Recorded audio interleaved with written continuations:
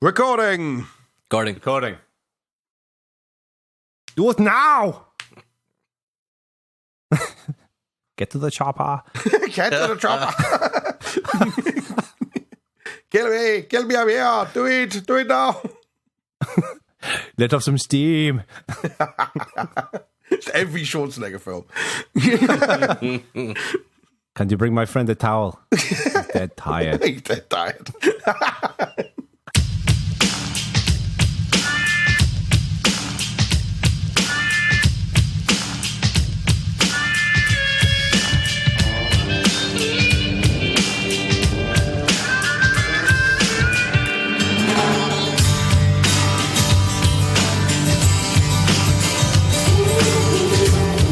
This is Bad Voltage, Season 2, Episode 9 for May the 4th, 2017. So it's Star Wars Day, apparently. May the 4th be with you. May the 4th be with you. It's also the day of the Birmingham West Midlands mayoral elections, and it's Sam's birthday. So, happy birthday, Sam. Happy birthday, Sam. And whatever, Birmingham. This from the man who tried to tell me about Proposition 71 or whatever in California, which I did not care about. So, I don't even know what that was. But yes, all right. So what have we got this time? We're going to have a conversation about open power and whether it's a good thing, a bad thing, and basically other architectures that compete with Intel. Like, what are they there for? What are they used by? Who are they used by? And what problems do they solve? We're also going to discuss, based on a listener question, kind of what it's like working for yourself, the experiences the three of us have had, some tips, some tricks, and quite a bit else. It ended up being a fairly lengthy segment, so I hope it's something you're interested in. Yeah. And one of the questions I've had recently is a VPN. Should I be using one? Which one should I be using? What are they good for and why? And so we have various opinions, and we're going to go into that. And now, Bad Voltage.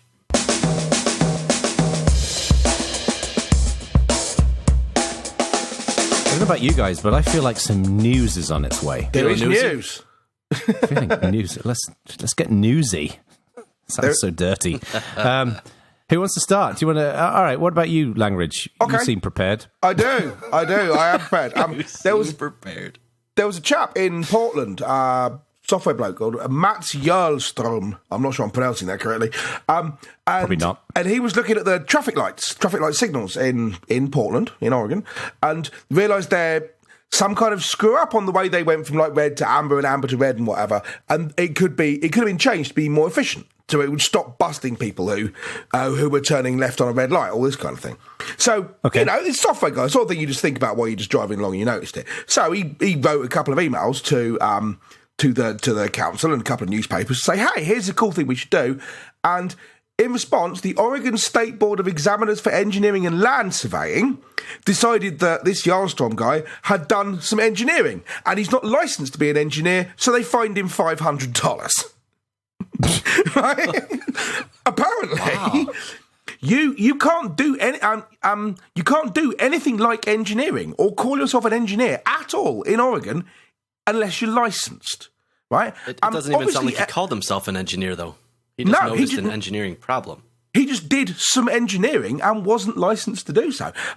So I heard an awful lot of people say, Portland, wow, it's a really great town for technology and everything, but presumably everyone who calls himself a software engineer is currently just about to go to prison for 1 year and get fined $1,000, right? No, that's not true. Everybody is licensed. Everybody's licensed. Yeah, that's obviously what this. That is ludicrous. Yeah, that's my piece of news. Is it engineering specific to traffic-related stuff, or is it just engineering in general? Engineering generally, and that's the. I mean, everyone kind of has to some extent some regulatory board on what if you call yourself an engineer, you got to pass an exam or something like that to some extent. Right. But the point was that this bloke, would be like me suing Jonathan Bacon for suggesting blowfish for malpractice as a doctor because he doesn't have a medical degree. Exactly. That is precisely what it's like. Blowfish doesn't work, but malpractice it is not. Clearly the Oregonians are nuts. The idea that someone just looks at a thing and goes, But that could be better. And you go, well, you're doing engineering. You're not licensed to be an engineering. You're not licensed to be an engineer. $500. It's the stupidest thing I've ever heard. It's just nuts. Don't move to Oregon. I find that increasing. Do you remember that burger that came out from KFC where they replaced the bun with additional chicken burgers? Yes. What? The double down. Hang on.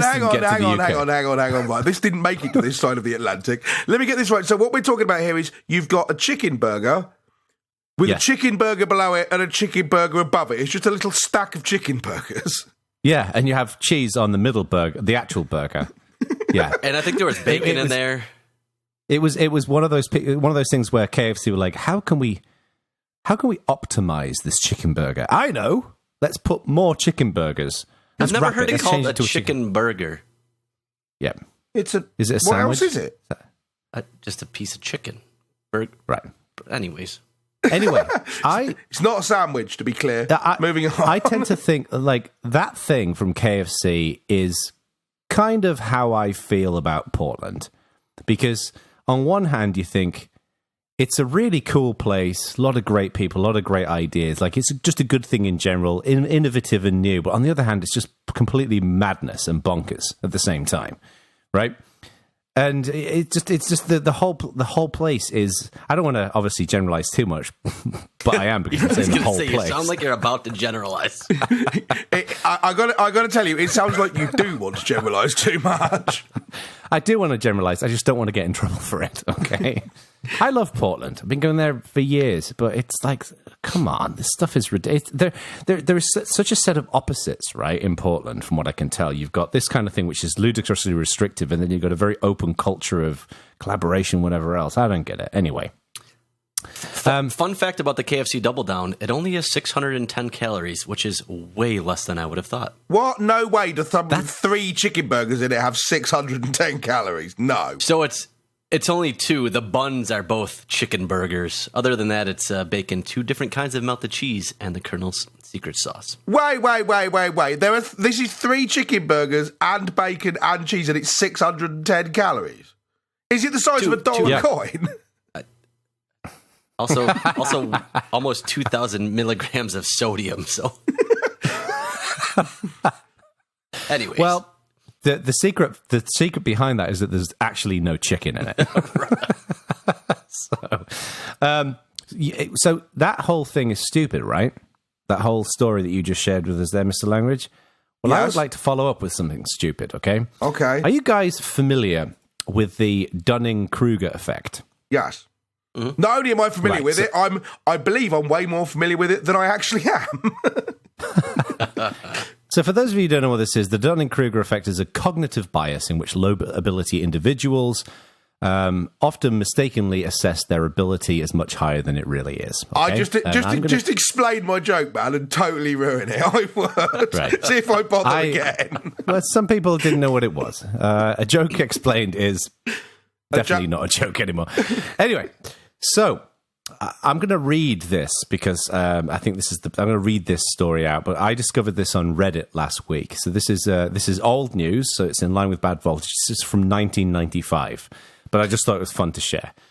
In 1995, MacArthur Wheeler walked into 2 Pittsburgh banks and robbed them in broad daylight with no visible attempt at disguise. Right. So not the smartest individual, in the world at this point. He was arrested later that night, less than an hour after videotapes of him were taken from surveillance cameras that were broadcast on the 11 o'clock news, okay? Open and shut case. When police later showed him the surveillance tapes, it turns out that Mr. Wheeler stared at the police and said, quote, "But I wore the juice." And the police were like, what? It turns out that this guy covered his face in lemon juice because he'd heard that lemon juice could also be used as invisible ink. Oh, God, I heard about this. Was convinced that he couldn't be seen. Wow. It is possibly the single stupidest thing I've ever heard in my entire... I've seen a lot of stupid things, mainly things that I've done, but that is just ludicrous. Yes, I would agree with that. Yeah. I'm not sure it's news, but it is a handy top tip for people thinking of robbing a bank, though. Wear the juice. You'll be fine. So there you go. In the absence of actual news, I just wanted to share that. I just thought it was comedy. Anyway, Jeremy, what have you got? Langridge, hang on. Where are we going? Jeremy, what have you got? Wow. So I'll pick a little bit more of a serious news item, and I'm going to go over it super briefly because this is probably a topic that we could dedicate a whole segment to. But for those of you who haven't heard, the remote management features that have shipped with Intel processors for right around a decade contain a critical flaw that gives attackers full control over the computers that run on vulnerable networks. So in the worst case, they can completely load anything they want on, even if the machine is completely off, from what I understand. So it's basically bare metal. It's like an IPKVM built into it. It's in the AMT, which is part of the ME management interface. But even in less severe circumstances, local unprivileged attackers could gain access to it. So you should probably go see if you are vulnerable to this, and if you are, there's a firmware upgrade available. It's kind of on more of their pro-end processors, the vPros, but you'll have to check if AMT is an option, and if it is, you can disable it in your BIOS or upgrade your firmware. In most cases, at least most home computers don't have it turned on, and it's got to be turned on. Right, Matt Garrett did a useful write-up about this, which is, this is a really serious problem, but equally it's not the unbelievable death problem that some people have been predicting it as. But it really, really does need fixing, and it's kind of concerning, but it's not anyone can just turn it into your machine. And you can just nmap your network for the port being open, which I have done, and none of my stuff is vulnerable. If you're like Stuart and I and you're running Linux, you can just LSPCI, and if you don't have MEI or HECI in your processor, you don't even have to check if it's enabled in the BIOS. You're definitely not vulnerable. If you do have either of those two strings, you should go into your BIOS and check. Yeah, it's an easy way for Mac. I don't know. I did have MEI in the LSPCI output, and I suspect a lot of people will, because a lot of people are now running, relatively modern chips. Right. I did as well, actually. Yeah. But yes, I have no idea how you... you don't have to worry about this if you're on a Mac, because although the AMT interface is present on the Intel hardware that's used in the Macs, the Apple people don't ship the firmware for it. So Macs aren't vulnerable either. So that's good. Oh, well, there you go. So convenient for Jono that he's protected. Always protected. More of the time.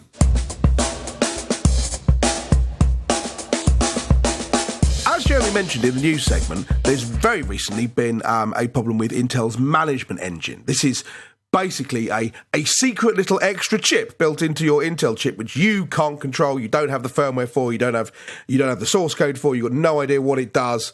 And Intel ship it with all of their chips. And it's interesting. The idea, this is largely because Intel are very dominant, right?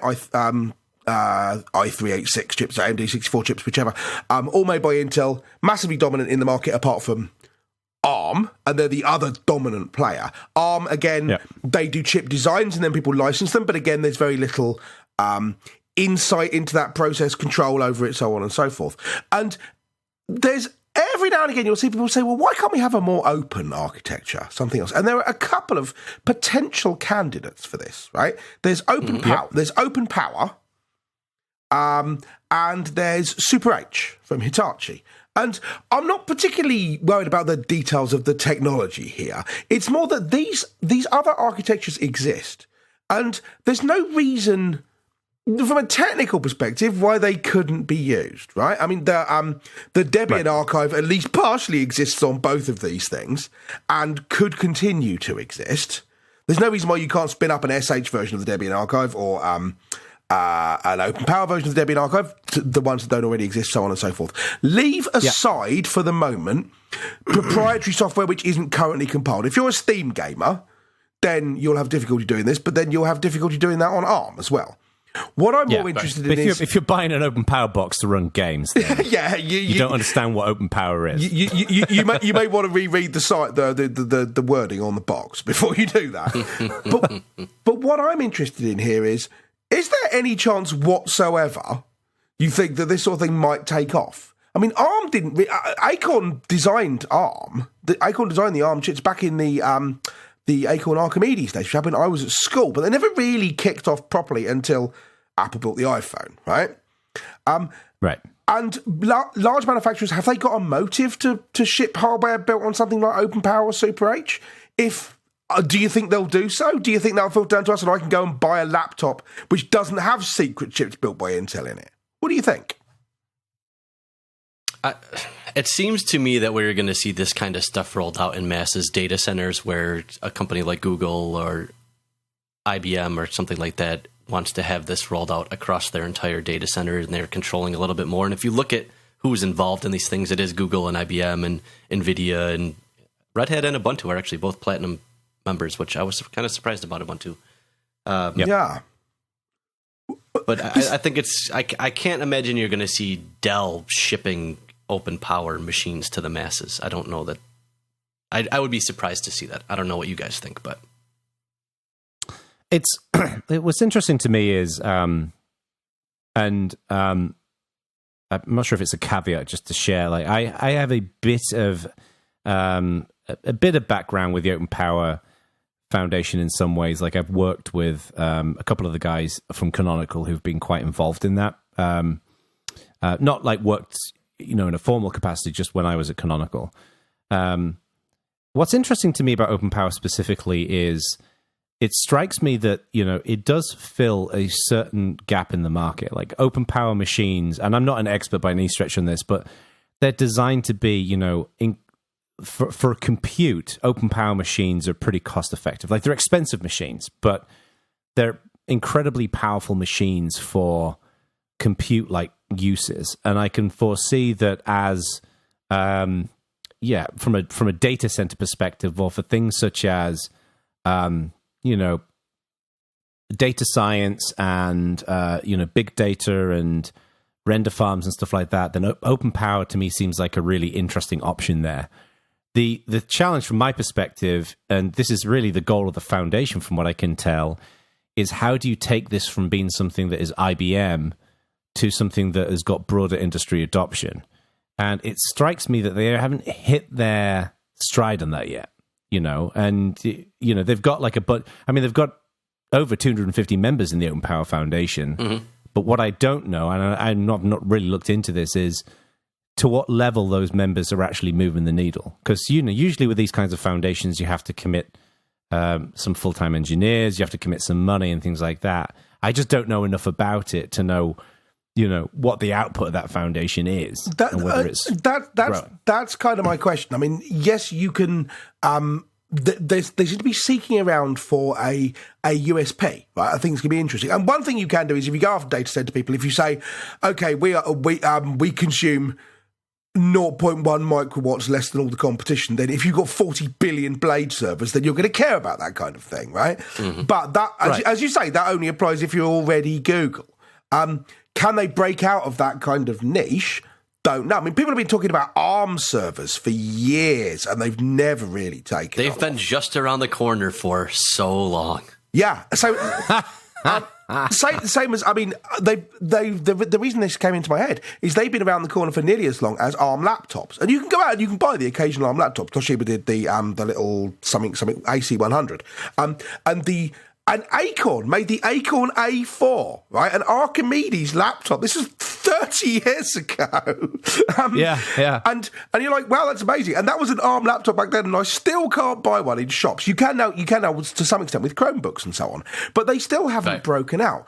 And some of this is, people are using Intel stuff for a reason, right? But equally, it is starting to look a little bit worrying, the level of control that Intel have got, especially when you look at some of the Intel stuff which hasn't ended up in open source and hasn't ended up anywhere where we can use it. And things like this, the management interface, which, as Jeremy says, has been around for 10 years now, and there's still complete darkness around how it works and what it can do and how it can be controlled and what Intel can do with it. Well, it seems to me as well that for a competing architecture, well, for an architecture to compete with Intel, I mean, Intel is basically the dominant market player, right? So it's one, in my mind, it's, if you're building hardware, you're building a product, then for many of these companies, will be, well, yeah, we'll go with Intel because that's just what you go with, right? In the same way that if you're kitting out a kitchen, there's just certain types of appliances that you're going to have in there.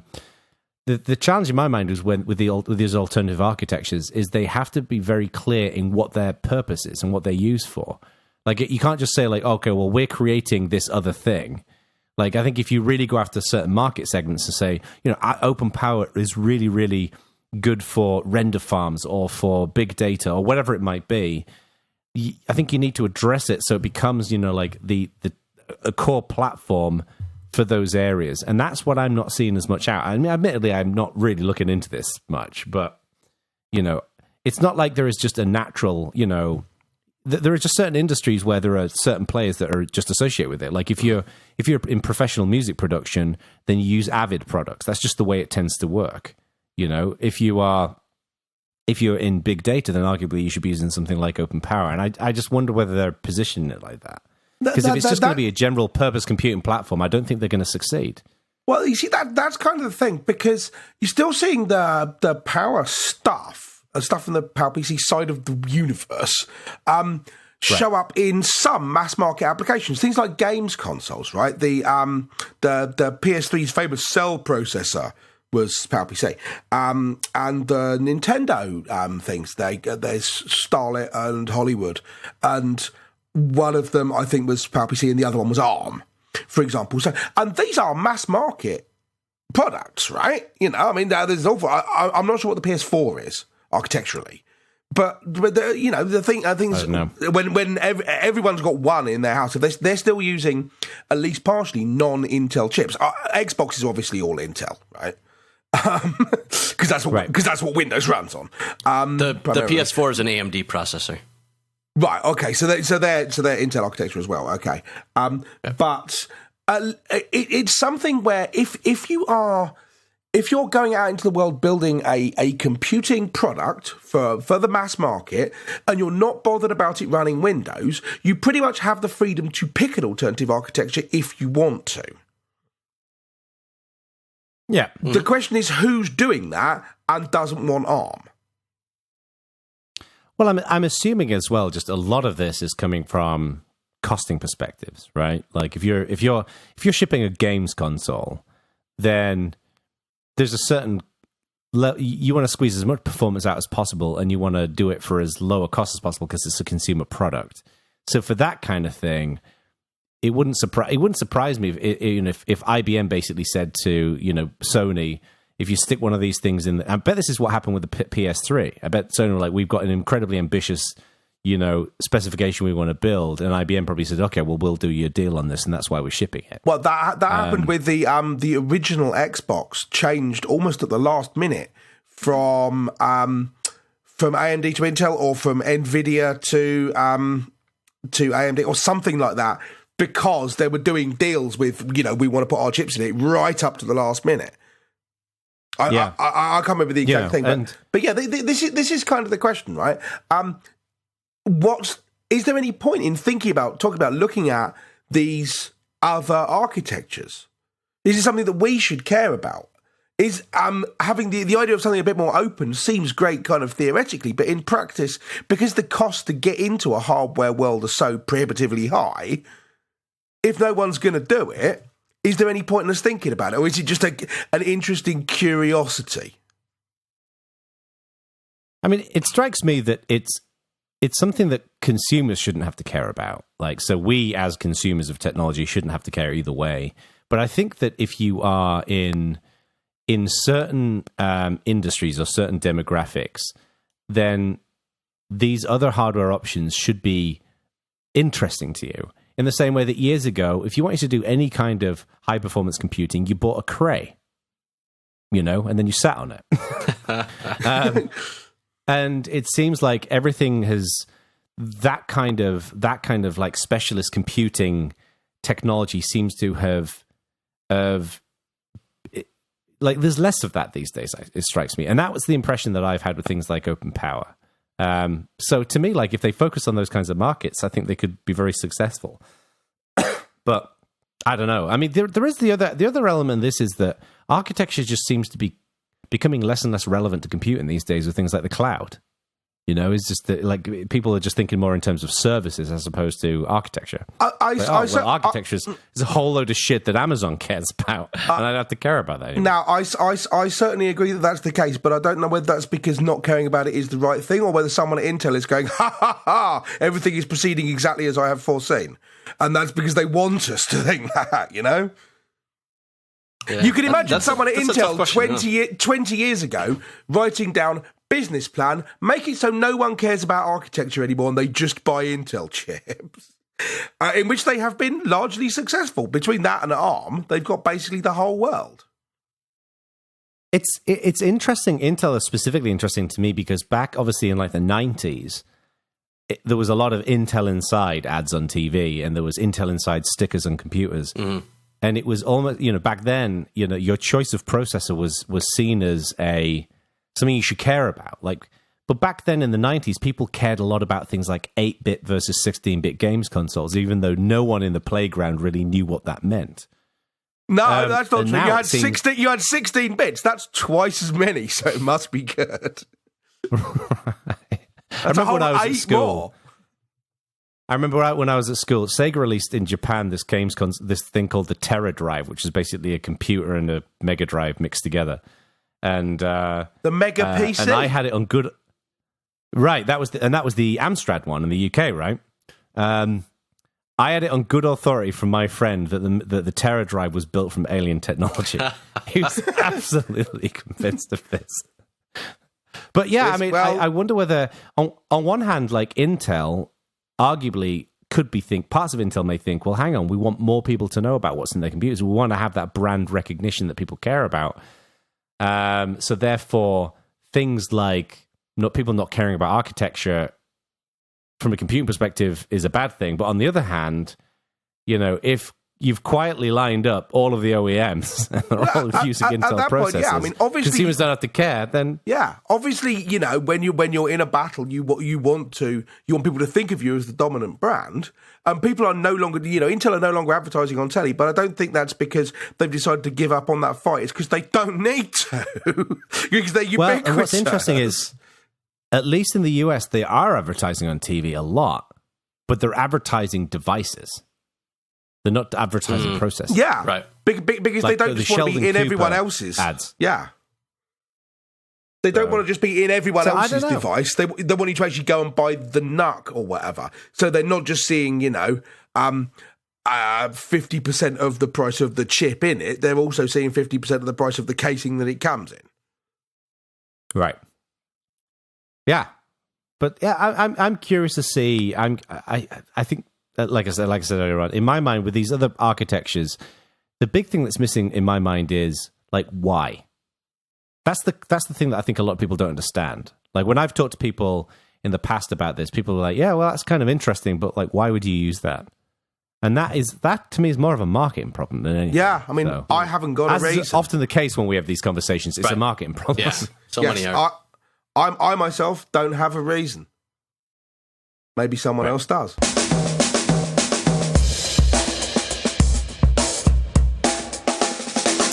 You know, I think a lot of the time when people talk about VPNs, we tend to think of people, you know, connecting to remote networks when they're at home or when they're on the road. Or, you know, in some companies, you'll need to connect to a VPN to use a system for tracking work that maybe is on a specific machine or whatever it might be.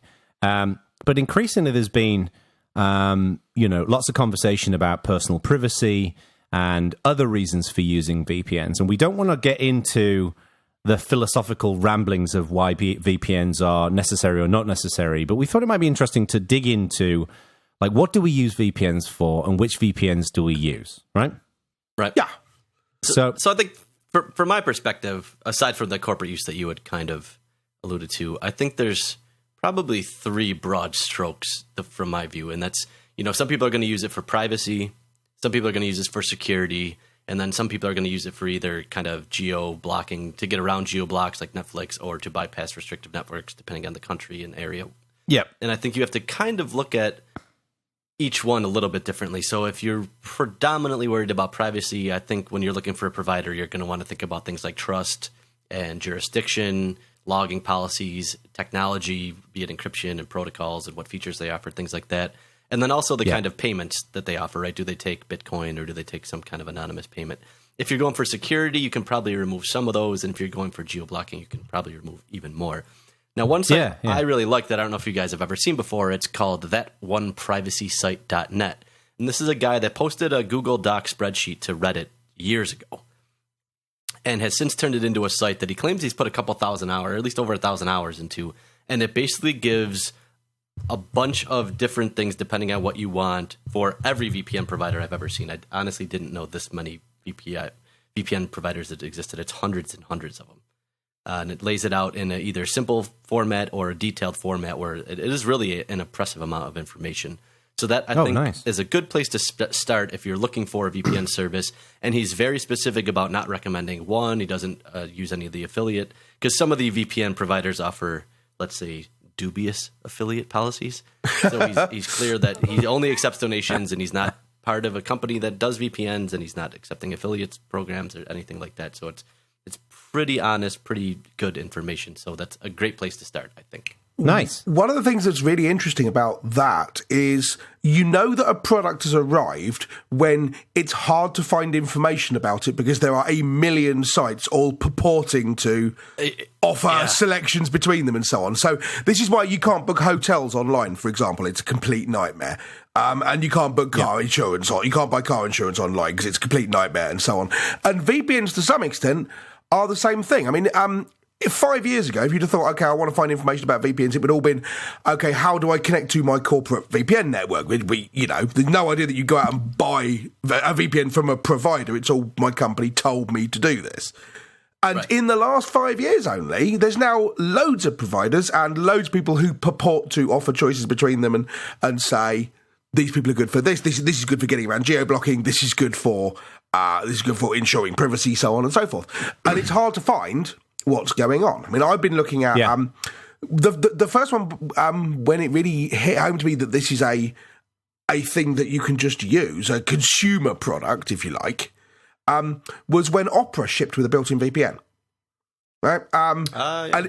And that's primarily, I think, I didn't even know that. I didn't realise that they did ship with a built-in VPN. That's quite cool. Yeah, the Opera browser. You're just using Opera, and then you can just pick route through a different country, and you pick one of the countries off their list. This is primarily, I think, to get around geo-blocking stuff. So obviously, a whole bunch of people are going to use it so they can watch iPlayer from the US, or they can watch Hulu from the UK or from France or whatever. Right. But it's also really useful for things where pick a stupid example. Google have a podcast list, right, as part of Google Play Music, but it's only available in the US. And so a bunch of people said, is Bad Voltage in that list? I'm like, I don't know, because when I go to it, it just says it's not available in the UK. It gets stuffed. But I can fire that up in Opera and just switch it to be in the US. So it means that I can look at that kind of US-based resources. It's handy for things like watching Comedy Central stuff on YouTube.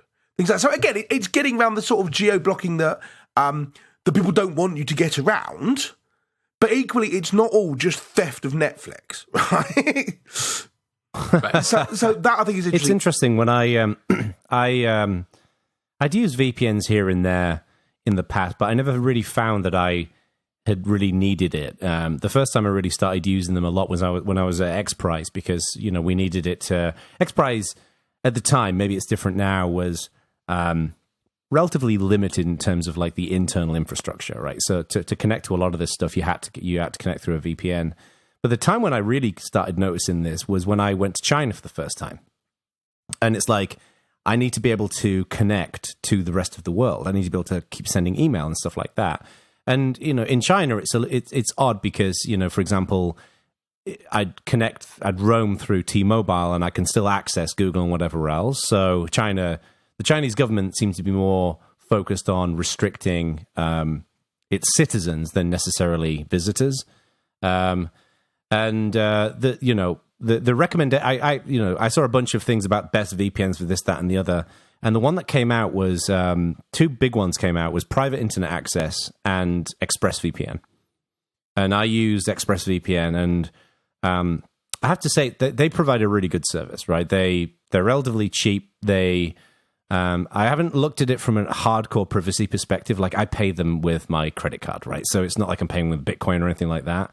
But they have clients for everything. Like, they have a client for Linux. They have a client for, Macs, Windows, Android devices, iPhones, all these different things. And it's just quick and simple to use.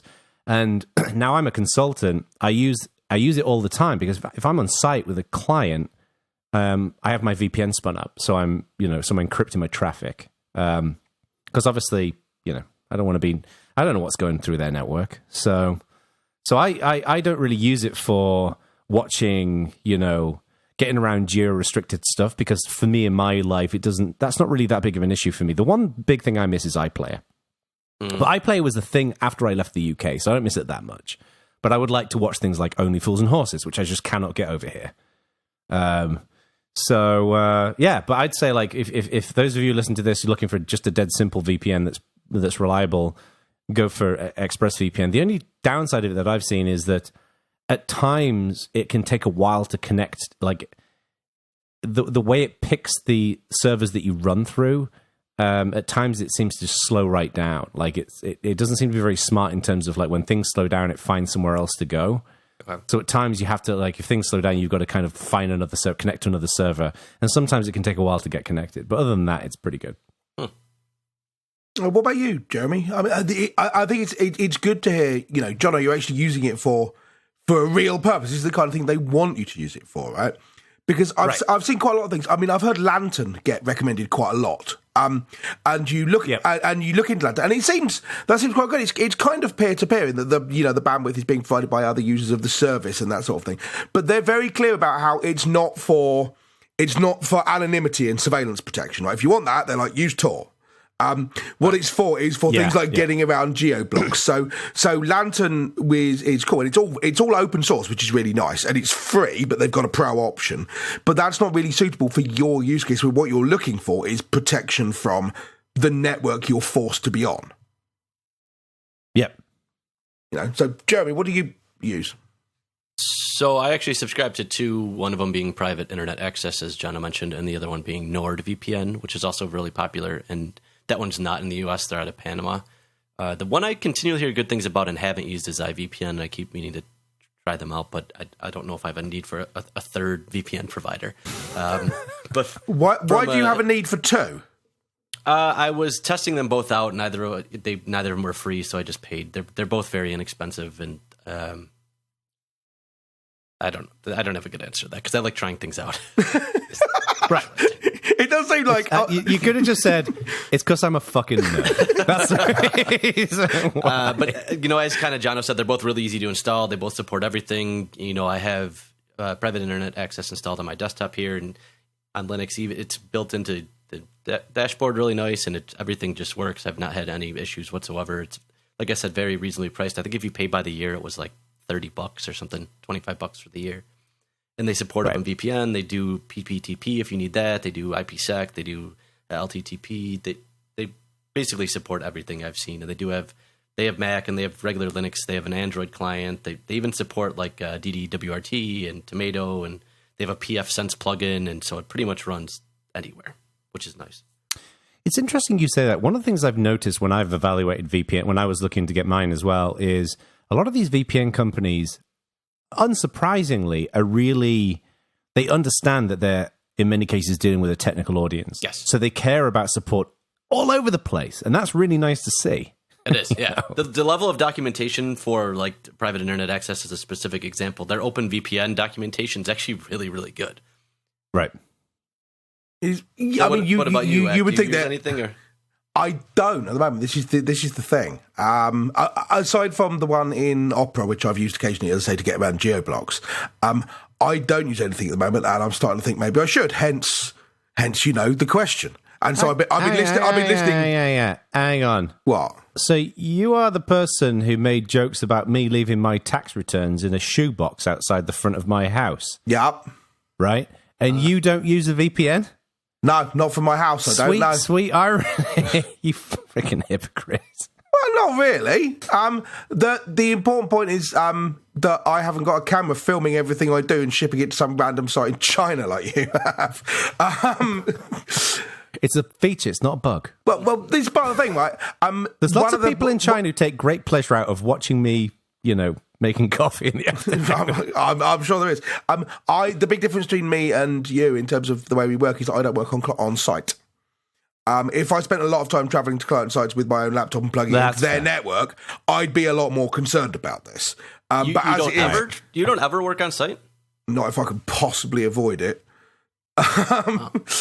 So every now and again I will do, but normally if I'm going to work, we're shading into another segment here. But normally if I go and work on site somewhere, I'm not spending a lot of time on my laptop doing work. I'm not working from their site. I'm there around a whiteboard or consulting with them or presenting something or something like that. To be fair, you do work on site. It's just that those sites are usually pubs. I'm not sure that counts. But yeah, so this is why I'm interested in this. It's the sort of thing that I should be perhaps caring about a little bit more. And so I'm looking at different things. And one of the things I have noticed is that it does seem like there's a lot of good products in this. And yeah, you might pick one or the other, whatever, but it's not like they're all terrible and exploitative and disastrous and what you've got to do is pick the best of a bad bunch. It looks like if you pick any of the top 10 or so, they're all pretty good. You pick one because you like their logo or something, right? And I do like that they're kind of focusing on different things. So some are definitely more aimed towards the privacy sec. Some of them are definitely more aimed at people looking more for security. Some of them are even aimed for the Jew blocking or restrictive network stuff. So you look at their feature set and they're kind of tuned to one of those three things. And the one thing that I really liked about private internet access is they actually got subpoenaed by the FBI and they could not give any information. So that kind of proves out their logging policy that, in the FBI's court case, it basically said, what was it? The only information they could provide is that a cluster of IP addresses were used on the east coast of the United States. So they must have came out of the east proxy. But wow, results. So that shows you that their logging policies are sound, and that's in actual FBI documentation. So it's good to see that not only are they saying they're not logging, but they are in fact not logging. Yeah. It's so reassuring. I mean, I'm assuming a serpent comes to the Garden of Eden at some point when people start realising, hey, we could provide a worse service for more money and just get dominant anyway. But at the moment, it seems like we've got a bunch of people who want to do the right thing on this. To some extent, they're aimed at a slightly more technological market, but it's not like it was a few years ago when if you wanted to use a VPN provider, they'd be like, okay, and now drop to the command line and edit this file in, etc/OpenVPN. It's sort of click here or just install their client and it's available for Ubuntu or whatever. It's available for the Mac. It's just single click setup. Everything's a good one. And they're charging money. It's not, here's a free thing, but then every 6 months the company goes bust and you got to find someone else. They've got a viable business model. Buy this thing, pay us a $5. Yeah, yeah. And I think the one thing, because this is, I'm going to guess, come up in the forum. And on that note, if you have any feedback on this, go to community.badvoltage.org and let us know what VPN providers you're using and why and all that. But the one thing I see continually recommended is that why don't you just spin up a droplet or a VPS and install OpenVPN yourself or any VPN software yourself. And if you're looking at this from a privacy perspective, don't forget that with these kind of services, so if Jono is browsing via ExpressVPN amongst thousands and thousands and thousands of clients, no one has any idea. Well, not no one, but it's very difficult to ascertain which traffic was Jono's, right? Where if you set up a VPS and traffic is coming from that static IP address in a data center, when Linode or DigitalOcean or whoever gets subpoenaed, they're going to know it was your IP address in your credit card, and you're going to be the one where that traffic came from. So that's not a great solution if you're looking for privacy. If you're looking for security, it's fine, but I continually see that recommended, and I don't understand how that portion is missed by a lot of people. And to be honest with you, it's also... life's too short, right? I mean, it's not like DigitalOcean is free of charge or anything. Right. Why would I want to run my own one? Why have a dog and bark yourself? It is stupid. Just use the service. Why have a dog and bark yourself? I like that. I also like barking.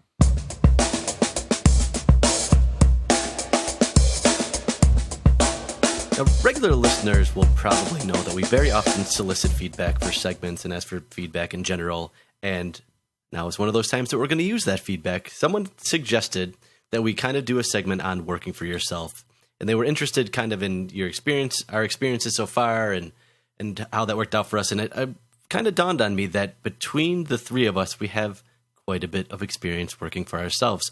And first, let me take this time to congratulate Mr. Jonathan Bacon on just passing a year being self-employed, which is Thank you. A very good milestone. Congratulations. And I know Hack, you've been at it for over 4 years, and before recently I was at it for 10 or 11 years on my own.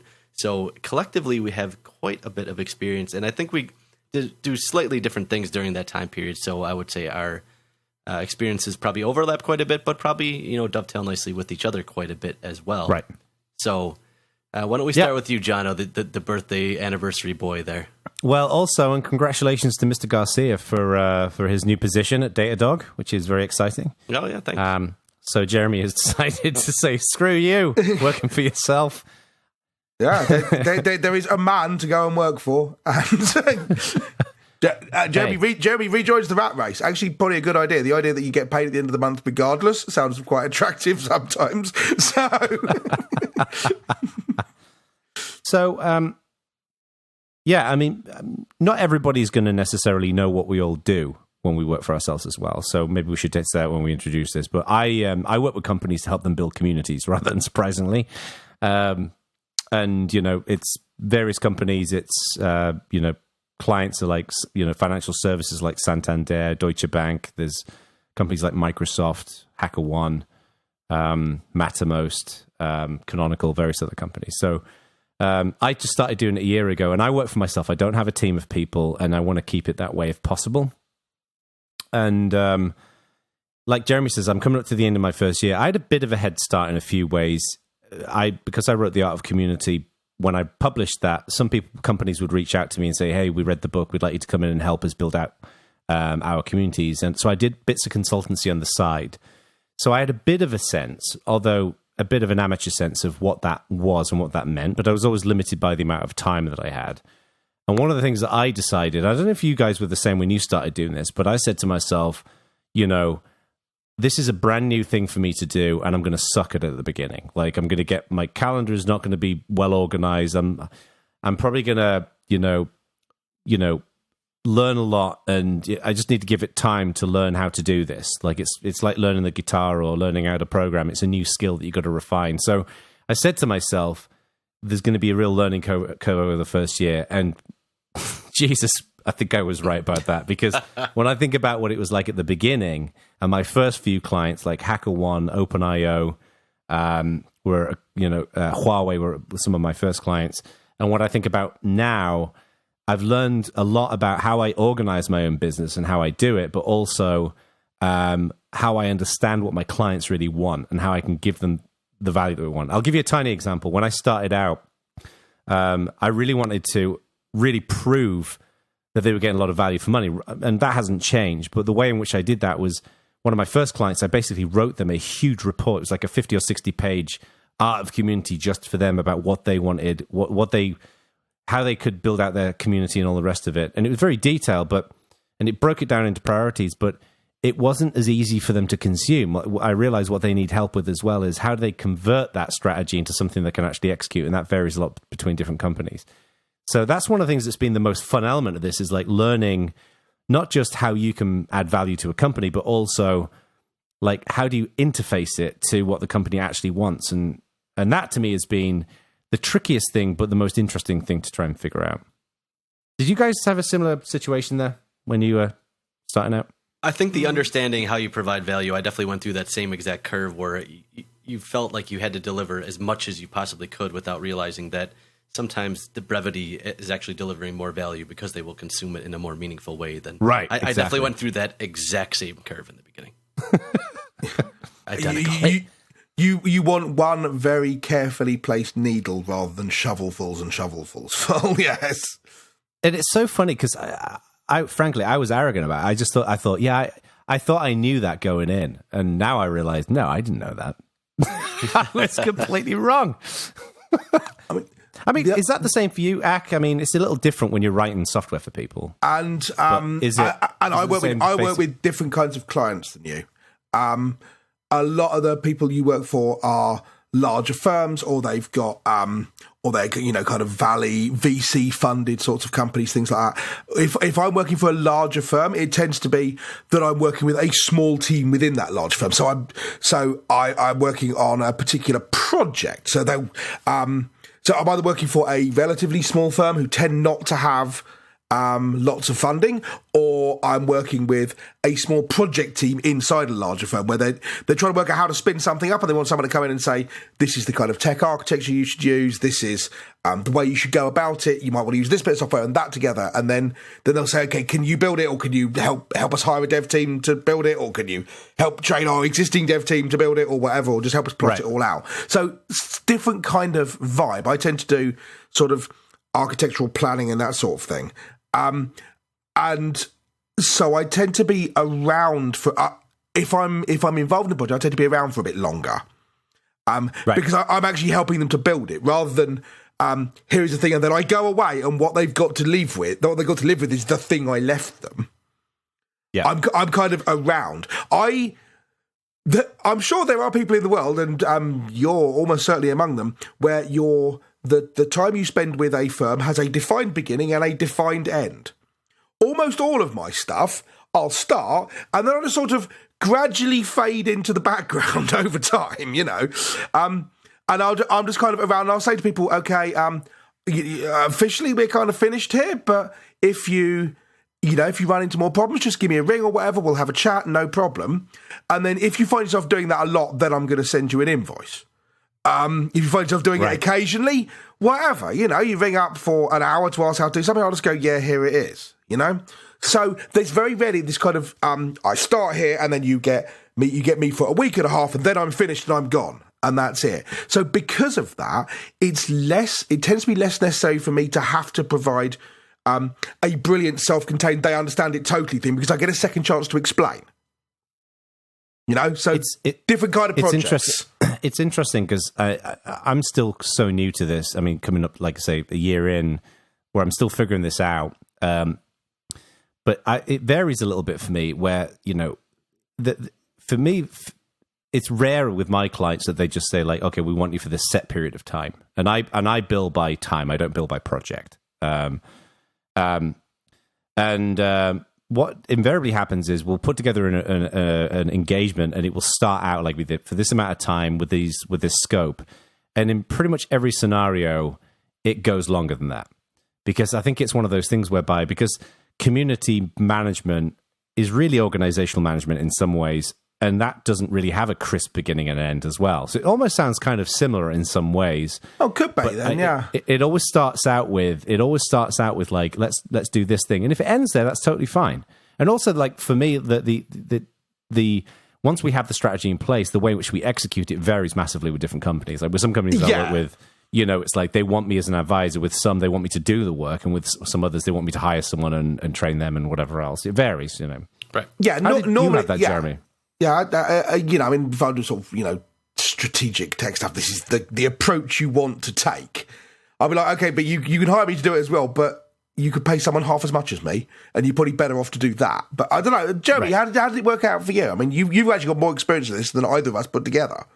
So I think for me, it kind of, what I started consulting for in 2006, 2007, and what I ended up consulting for in 2017 ended up being different things, and I think I kind of ran the gamut. When I started, it was more technical, I'll build out your infrastructure for small to medium or just funded kind of companies, and at the end it was more community related stuff and things of that nature as I kind of progressed through what I like to do in getting different clients.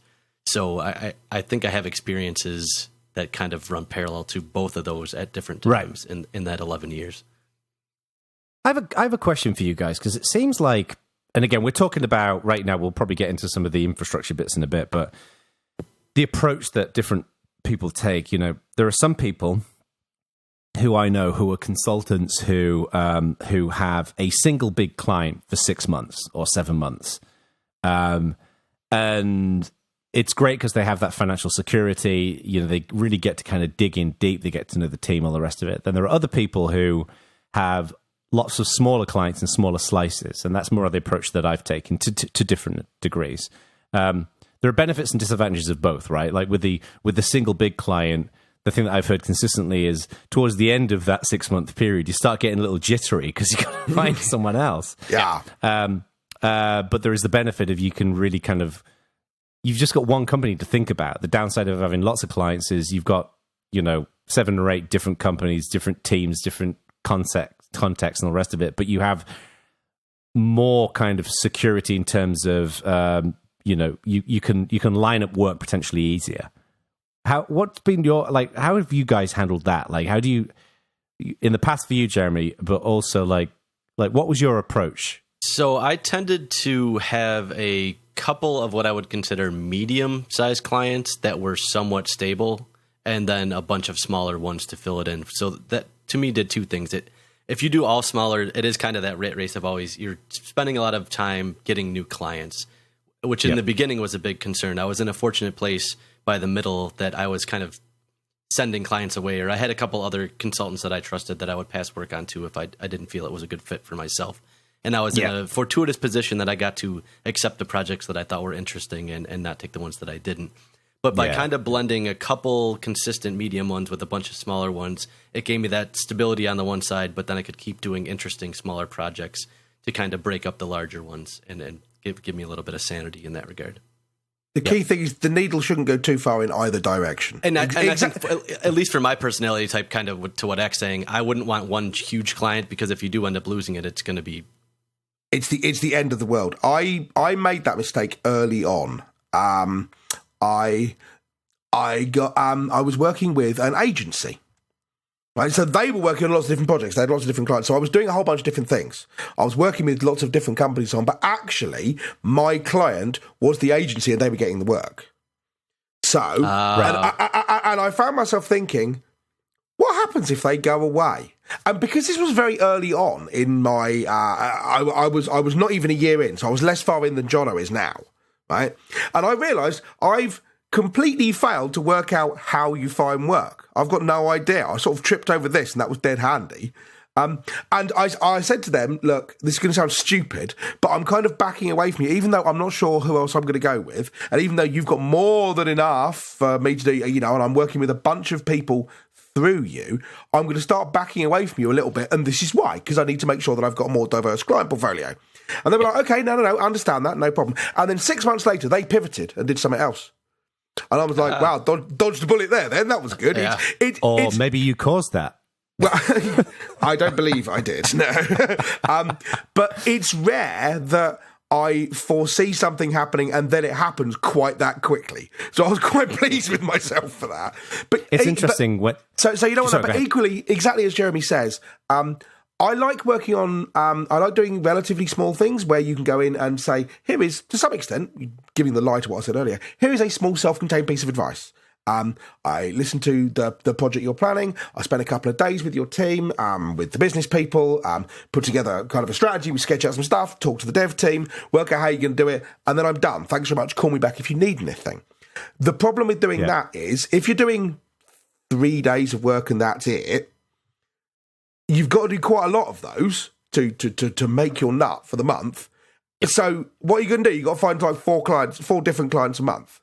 And there are people out there who can do that, and there are people out there who don't seem to need to find clients, and clients just fall over them. And I'm somewhere in between.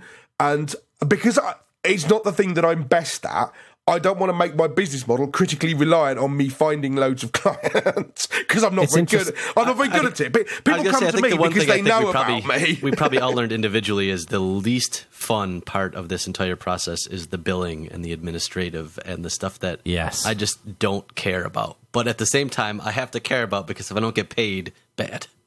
It's one of the best choices I made was hiring an accountant. She takes care of all of that stuff. I've got an accountant for exactly that reason. So your accountant does the bill. Like I hired an accountant who does my taxes and does all the low level stuff, but they actually handle the billing too. She bills them. She manages QuickBooks. She chases them for invoices that haven't been paid and all that kind of stuff. Wow. So you've got even further into that than I have. Then I mean, I have to do the billing myself, but doing the billing myself is. I write an invoice in the accounting software and press the send button and it sends it. And I've got a faff about occasionally with the bank account, but not very much because I hate it with the heat of 1,000 suns. And any time I can possibly avoid doing administrative bollocks, I will avoid it because I hate it. I'm the same. Actually, this is actually a good segue into us talking about like the stuff that we do, the day-to-day. This is where Techno Jono steps up and describes all the software he's got running. And I'm like, dude, I've got a fountain pen and a pack of cigarettes. And that's it. just before we move on to that, though, I remember when I was starting out and I was talking to you guys, I was like, okay, and at the beginning, I'm sure that this is the same for any of you listening to this. And if you're thinking about running your own business, at the beginning, it's pretty nerve-wracking because all you can see is the risk. And one of the things I said to Jeremy and Ak was, like, how do you find clients? Like, how do you find business? And Ak said, and Jeremy agreed, like, don't really know. They just kind of appear. And he said, I'm nervous about it because at some point, they may not just appear and I won't know how to find them. Yeah. And one of the things that has been really nice about this experience so far is touch wood, or touch kind of cheap IKEA desk. So far, I've not had an issue with finding business. No. When you say I've not had an issue, what you mean is someone will come to you and say, "How do you find work?" and you'll go, "I don't know. It just appears." You see? Right. Well, the challenge for me has been like making sure, like it's been fitting it in, and B, making sure you're working on the things you care about working on. Because for me, part of the reason why I wouldn't want to just do the 6-month contract this might change, but right now, I really enjoy the diversity of work. Like right now, I'm working with financial services companies, like, communications companies, security firms, people who are working on like public good type stuff. It's a real range of stuff, and that's really rewarding. You get to see a lot of different perspectives, a lot of different mentalities, a lot of different processes. So you learn a lot just by being able to get a view of so many different insights of different companies. That's completely one thing I really, really liked about it. Yeah. Completely different approaches to how you go about things, what the people are like, what motivates them internally, and the sorts of things you're doing. I mean, if you're working with someone like Canonical, you've got to bear a whole different set of constraints in mind than you do if you're working for HSBC. Yeah, exactly. And that to me that's been half of the thrill of this, has been learning and enjoying learning about areas I didn't think I would A, be interested in, and B, didn't realize was so critical to some of these areas. But so, like, all right, let's talk about billing. Right, because that's probably the least interesting thing. Like, how do you? I mean, I use QuickBooks, but like, what did you guys? What was your approach for billing? Because I remember when I started out, I went through, and it took me bloody ages to realize like how much time I'd worked, and then I basically made a spreadsheet which calculates all this stuff. I just have to type in the days or the hours that I work for people, and it calculates based upon, because I have different rates for different clients, all this kind of stuff. Like, how did you guys approach that? I use an accounting software package online that does it all. In terms of totaling up hours and stuff like that, I thought, I could use some kind of accounting software. I looked at desktop ones like Cash and whatever, and sort of QuickBooks and things, and I looked at online ones, and eventually, but none of these work exactly the way I want them to. You're aware of my idiosyncratic views on software and how it should work, but fortunately, because I'm me, I wrote something which is driven off one simple text file and then calculates all these weird little graphs which show me exactly what I care about for money. And there's things like, because it knows how much I'd like to earn in a month. So it shows me how much I've earned and haven't billed for yet, and how much remains to go this month. And I can look at it, it's like on my desktop background. So every day... Go on. And I know the answer to this question, but I want to ask you anyway, and same question to Jeremy. In terms of, you set yourself an annual goal, right? Or a monthly goal? Yeah. Right. And that's how you determine, how you run your business. Because I'm the same way. Like, I've got an annual goal that I want to hit, but I actually want to blast past it. But I have a minimum goal that I want to hit, which is not too dissimilar. It's more than my previous salary because I want to keep moving upwards. But it's like, it's a defined number. And I can see how far on track I am for the year. Yeah, I know how much money I need to, pay all the bills that I've got to pay and buy all the lager I'd like to buy, and do things with my daughter and go out for dinners when we want to and that kind of thing. And And that's the target. Anything I make above that is gravy, and it's nice, and you can do good things with it. But the point is to hit the target. Yeah. Was the same way for you, Jeremy? A little dissimilar to Ak. I more knew what I made before and set myself a minimum number for the next year to be what I considered a success, that I was going to continue doing it and then raise that number. And then interestingly, about 3 years in, lowered the number because I realized that while it was great that I was doing well, I started valuing my time a little bit more. Aha! That's the one thing I did like about working for myself is I got a balance. The first couple of years I worked nonstop, and it was great. I built a good reputation and did very well monetarily. But at one point I realized, like, if I continue at this pace, I'm A, going to burn out, and B, I'm going to just lose my mind. And so I dialed it back a little bit cognizantly, still to a number that I was very comfortable with, and still higher than the number at the previous company that I was at, but less. There was a year where I made less than the year before, but cognizantly, because I was turning down deals. But that was okay. Right. Yeah. It was, I considered it an investment in my sanity. Yeah, that to me is absolutely fine. I mean, if you said to me, okay, you could earn more money, I'd be like, well, you know what, but I don't want to, because the way I set this up, in theory, it never actually works like this, right? But in theory, there are 20 working days in a month, right? Roughly. Monday to Friday, 4 weeks. 20 working days in a month. Of those, in theory, I should be able to, if everything's going brilliantly, I should be able to work for 10 of those days, spend 5 days doing administrative bullshit that doesn't pay any money but that you have to do, like finding new clients and faffing around with money and getting new business cards printed and all this kind of thing. And then the other 5 days, I should be able to just sit and read a book if I want. I mean, it could be a book about JavaScript, right? It's all personal development. But it's that's the theory. Yeah. In practice, not once has that ever actually happened. But that's the theory. That's what I'd like to happen. It's interesting you say that. When I started out, I was working all day, every day, every evening. And about 4 months in, 5 months in, which was not massively dissimilar. Like, every evening, Eric and I have a kind of we have a routine. It's that when she gets in from work, we'll have dinner together. She'll go and exercise. We'll have a few hours in the evening. We'll do our own thing, and then we'll get into bed. And it's like, but it was just knowing that I had to be doing this stuff in the evenings was annoying to me. And I started burning out a little bit. And now I'm like, my evenings are protected. Like, if I want to take an evening and do some stuff that relates to work, then that's fine. But I want to spend my evenings making music and hanging out with Jack and whatever else. And that, to me, is being one of the most, that was one of those things where my assumption, again, and I think it was right, was I'm going to suck at this, but you got to make the mistake before you can get it better again. I'm curious to see what it'll be like in a year. So. Yeah, that's the thing, forwards and backwards. And sometimes you get great periods where you're turning work away the whole time and ringing out your friends and saying, hey, people are coming to me. Have you got some spare time? And I'm happy to pass them on to you, whatever. And sometimes everything's just going swimmingly. You've got a bunch of projects on. It's all fun, great. Sometimes it's a bit tighter and you're doing some things which aren't paying as well, or you've got gaps when you're chasing more work or whatever, or you're with a bunch of clients who aren't paying their invoices or something. And there are those kinds of ups and downs. And being able to weather that...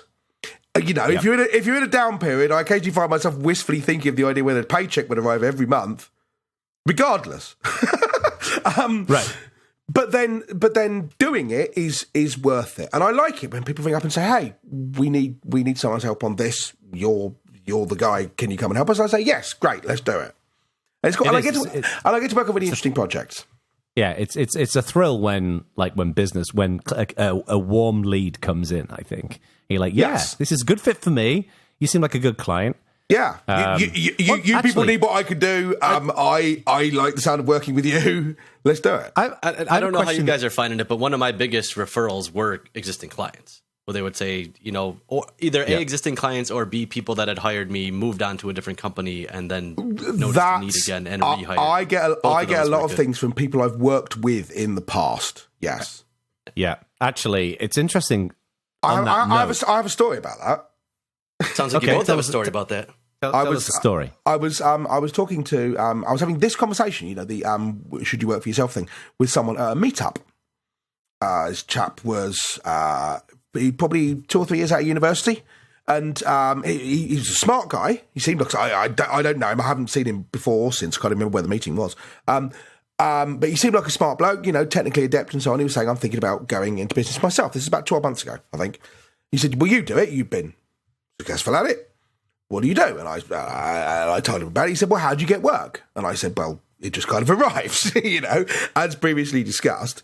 He said, but who recommends you? I said, well, people I've worked with in the past and clients I've worked with and people who I worked alongside at companies like, Canonical or GCAP or Mills Meave or whoever. And he said, okay, but how do I get that kind of referral business? And I said, you just kind of hang out in the industry for 20 years and be nice to people and don't be a tool.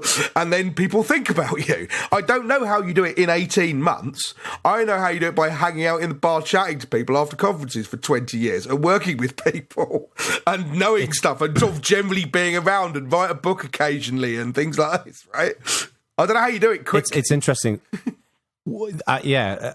On that note, for 20 years doing a podcast.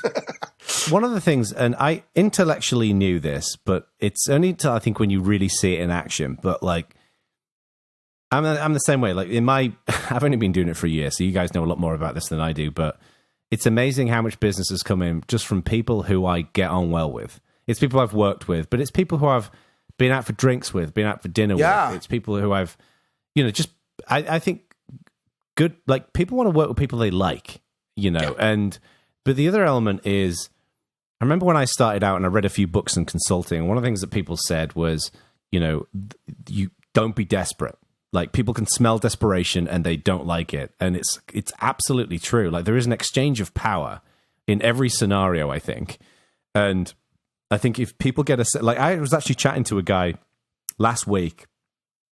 I'm not going to say who he was, but for something to do with us moving house. And he's a contractor. And he basically, he sounded desperate for the work.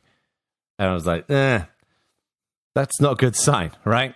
And I think one of the elements here is just having the confidence to just, you know what, if it works out, works out. If it doesn't work out, it doesn't work out. And I feel somewhat lucky because I had already built a reputation before I started consulting. But I think if you're new to the game, you've got to build your experience first, I think. That must be the hardest thing. I honestly don't know how you could get into this without having years and years of being in the industry and making contacts. People who try and force those, say what you need to do is networking to get to know people. It doesn't work like that. It's... I'll tell you another story, which sounds superficially not related, but it actually is. When I was at university, I was chatting to a few people who were planning on going out for the evening, right? And they go, yeah, we'll go out, have a few beers, whatever. And they were saying, maybe we should nick a traffic cone on the way back. And I didn't have the heart to say to them, the point is not that you plan to do this. It's that you wake up and you find that you have nicked a traffic cone and don't remember it. Right? You're not doing it wrong. You're not supposed to plan for it. And this is a similar kind of vibe, right? If you're going out to meet people with the express interest of putting their names in your little black book so you can tap them up for business in the future, it's not going to work. Just as a tiny example, it's like when I add people on Twitter and they immediately send me an automated direct message that basically says, check out my website and my book and this, that, and the other. And it's like, no, don't do that. Wow. No. Wow, really? Fucking desperate. Yeah. In fact, the one thing I'm seeing you're following a lot more corporate networking marketing types than I am. Then. Yeah. The one thing I'm seeing increasingly is people who will record a 15-second video and say, I'll add them on Twitter and they'll say, record a little video and post it to their Twitter account saying, hi, Jono, I just wanted to say thanks for following me and blah, blah, blah, blah, blah. And it's like, no, it's cringe. I don't care. That yet. Oh. No, I just follow people on Mastodon these days, so it doesn't matter. But yeah, no, I'm not much business coming from that angle, I can tell you. But I'm interested in other people's points of view. People who are thinking about getting into this, or other people who work for themselves. How do you find yourself running a business? What's good about it and what's bad about it? Presumably there are people out there who live for the bit where they can sit down and do all the spreadsheet rubbish, right? Not us. Maybe. Actually, on that note, one of the things that that I was struggling with, and I want to do a bit of a shout out actually for a company here, because one of the things I was struggling with was, like, one of the things that's been good about this is, I think, learning your own psychology with things that you don't like doing. Like, I fucking hate paperwork in all of its forms. And I'm very lucky because Erica takes care of all the... I was going to say, surely Erica does this because she is the sort of person who actually enjoys it. She enjoys that stuff, which is... I mean, she's obviously deranged. I mean, she married me, but she's deranged in that way as well. But... so I used this service called Insightly, which was basically where I was tracking new clients when they come in. And one of the things I found was, like, I just wasn't going in there. So one of the things I was struggling with was luckily lots of inbound traffic from people who were interested in talking to me about working with them. And I was struggling to kind of keep these conversations heading in the right direction and staying up to them. And I was ending up, like, not getting back to people for a few days because I didn't see it. And Insightly is supposed to be where you track that kind of stuff. But because I had to move information from my email into Insightly, I was like, I just didn't do it, And then there's Salesforce IQ, which has, like, Gmail integration, stuff like that, which is supposed to make that kind of thing easier. And that's when I discovered this really cool company called ProsperWorks that basically make a CRM, but it's all hooked into Google. So, for example, I'll give you an example. Like, if someone emails me and says, hey, got your business card, it was great chatting to you last week, would like to have a conversation. In there, you can basically say, I'll add them to my ProsperWorks, and then I can, inside Gmail, say, this is a potential opportunity. And what that does is it adds it to the system. And then, let's say we schedule a phone call. It lists it in there, and then I can take notes on that within the ProsperWorks entry, and I can set tasks and things like that. And I basically never lose anything anymore. And it doesn't require any more work. And to me, like, that was one of the biggest challenges that I had at the beginning. And I started using these guys a little while ago. I'd never heard of them until I found them on some website. Oh, well, fair time. At the beginning, I was very gung-ho. I set up Sugar CRM, and I thought I was going to keep track of things very well. And I think, like you said, as you get busy day to day, you do realize, like, I haven't been in Sugar in weeks. Yeah, should probably in weeks. Yeah, keep up with that. Yeah. So I think those kind of solutions are maybe aimed at bigger companies where there's someone that's what they do. Yes, where you're just in sales, where it's very difficult to do that and then actually do work. Yeah, it's like the number of half-finished Trello boards out there. Donate. Save a Trello board today. So, so absolutely. So go to community.badvoltage and tell us what you think if you run your own business or you're thinking of running your own business, the questions you've got about that. I was going to say, if you want to ask specific questions, I'm sure all three of us are happy to answer. We're happy to help. Meanwhile, hire Jono Bacon Consulting and Cryogenics Consulting immediately and give all your cloud work to Datadog as well. And get But yes, I'm genuinely interested in hearing people's thoughts about the sorts of questions they've got and other experiences because, I'd like to learn more. I don't know how you guys answer the question, but should I work for myself? The answer is always, it depends. And there are a lot of variables. So I think it definitely suits all three of us very well. But you have to really like what you're doing, really be able to have a desire to work hard. And, I think it does take a certain personality type to enjoy it. Yeah, that was actually when I started out and I was asking various people who've been consultants before. It was discouraging to me how many people said, "Yeah, I did it for a few years and I hated it. I didn't like it." Yeah, it's not for everyone. And now I've got to the end of my first year. It's like I'm actually really enjoying it. Is there something wrong with me? No. It just requires a certain level of gravitas and handsomeness, in my opinion. I agree. So how's Datadog working out for you, Jeremy? That was downright unkind. Talk to me in year 12 and see how you're doing. That is wapa. Quite fair. Makes a point. It's been a long show. We should wrap this up, mainly because it's a long show, but also I'm starving. I want to go and eat something. So. That is a good plan. All right. I like this idea. Yes, thank you very much, everybody. It's been great. We've been Bad Voltage. You've been working for yourselves. Thank you and good night.